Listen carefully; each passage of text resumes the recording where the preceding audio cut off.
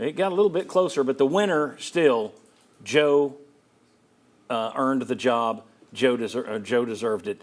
And then, of course, yes, we'd have won more, came in second. Boy, very few of you said Joe was plenty good. But I'm a little surprised. I thought this would go Nico in terms of this poll question. So that's why we do it. Thanks for doing it. And we thanks Hearthside Bank for bringing you the poll question every week. All right. Just want to talk a little bit. I should have had a graphic for this, and I did, but I didn't like the way it looked, so we're not using it. So we're not going to show you the scores. I'm just going to run through a few of them that matter. NC State over Western Carolina, 38-21. Not as big a blowout as you would have expected. Not a great look for the Wolfpack. Against Western Carolina. Yeah, against Western Carolina. Yeah, and their offensive line, which has a lot of veterans, didn't have a great start. With Tennessee's defensive line, that's where the Vols are going to try to take advantage. Yeah. Let's get into, again, we're just looking at future foes here for Tennessee. Kent State lost to Pittsburgh. Oklahoma walloped Temple 51-3. No surprise there. Arkansas blanked Arkansas Pine Bluff 70-0. Miami 41, Florida 17 in Gainesville. Wow. Florida still has, before they come to Knoxville, they've got Samford. Okay, that's FCS. If he loses to Samford, he is gone. But Samford, Texas A&M, Mississippi State, and UCF. If you lose to A&M and then you lose to UCF after losing to Miami, there's a chance Billy Napier doesn't get on the plane to Knoxville, in my opinion. Your thoughts on the way the Gators opened up yesterday? Well, I mean, they just weren't even in the same class as Miami. And Billy Napier now is 11-15. And he's lost, I think, 6 times in the swamp. And if y'all noticed on Twitter, Dan Mullen made a post, I won 29 games in 3 years. Ooh, that's kind of So that's already, so when you're talking about the hot seat, but it's, I mean, it was, in a way, it was sad to watch, but not that sad.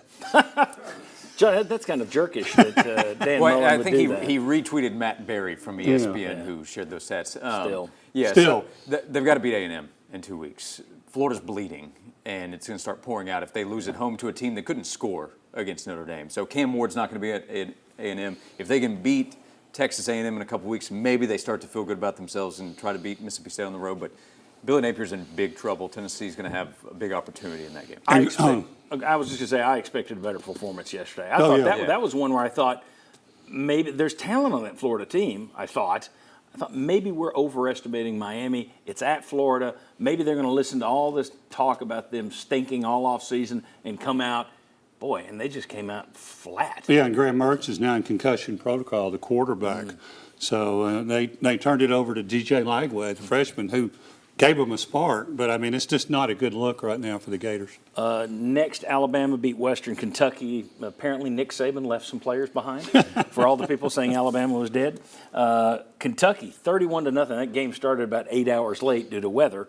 But Kentucky, 31-0 over Southern Miss. Yeah, it was over a 2-hour delay. It was 24-0 at halftime. Yeah. They're going to more of an offense like Missouri. So we'll see how that works. Yeah, they'll face tougher competition, obviously, in the SEC, but Brock Vandegrift is their new quarterback. He's a former 5-star recruit who transferred from Georgia. For Kentucky, 31-0 over a Southern Miss. I thought that was rather impressive for them. I did not expect – I would not go into that thinking they were going to win that game by 31. Mississippi State beat Eastern Kentucky. Georgia struggled in the first half with Clemson and then annihilated them 34-3. Wow. Georgia looks just as scary as they have for the last 3 or 4 years. They're a behemoth. Yeah. They have either the best roster in the country or they are right there with anybody when it comes to talent. And here's one thing real quick about Clemson. You talk about a hot seat. You don't imagine Dabo Swinney being the one, but he's going to get heat because they don't take transfers. Yeah. And you look at all these schools that are playing well. Miami loaded up on it. Look at what Ole Miss does. If you're a coach who decides I'm not going to do business as business is being done, then you deserve to be fired. I mean, I don't care what your personal preferences are. If this is the way everybody else is running the program, you either get with that or you're going to get fired. And I don't care how many titles you've won. That's just the way the modern game works. Clemson fans are going to run him out of there. UTEP, who Tennessee plays, they lost to Nebraska. Vanderbilt. Vanderbilt jumps on Virginia Tech 17-0. Then they blow it, fall behind. come back from behind, go to overtime, win the game over Virginia Tech, a team that people were saying could be a sleeper In ACC. to make the to win the ACC and make the playoff. They Wow. lose to Vanderbilt, and Josh, it was the first time in 61 games that Vanderbilt had come back from a 7-point deficit in the fourth quarter. 7 one-score game, and it was Western Kentucky that they came back against. Yeah. So they've got a quarterback transfer who's got a little moxie to him. Clark Lee said, "Hey, we got to make some changes. What we're doing Right. is not working." Yeah. And that's not to say that they're going to go win a bunch of games in the SEC, but that's a nice debut. Virginia Tech was getting some sneaky. Could they come out of the ACC and make a run at a playoff spot? And Vanderbilt gets them in the first game. And coming Virginia- back says something about the mentality. Yeah. Especially Give after them you credit missed the there. field goal to win the game regulation, right? And Virginia Tech, their fans traveled. Virginia Tech was favored by 13.5.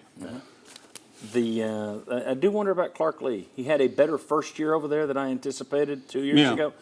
People thought, okay, he's building something. It fell apart last year. So he makes the changes. You go out and you beat Virginia Tech. I don't know that they're going to go out and have a great year, but I do wonder if he's going to be able to at least make them somewhat competitive. Yeah. Because, for Yeah, years they're not a they haven't. punchline like Yeah. they have been with that kind of win. Yeah. All right. Very good. When we come back, the real season starts on Saturday for Tennessee. Will the defense be better or worse than last year's unit? We'll ask our former Vol defenders to discuss that. Come on back on the Sports Source.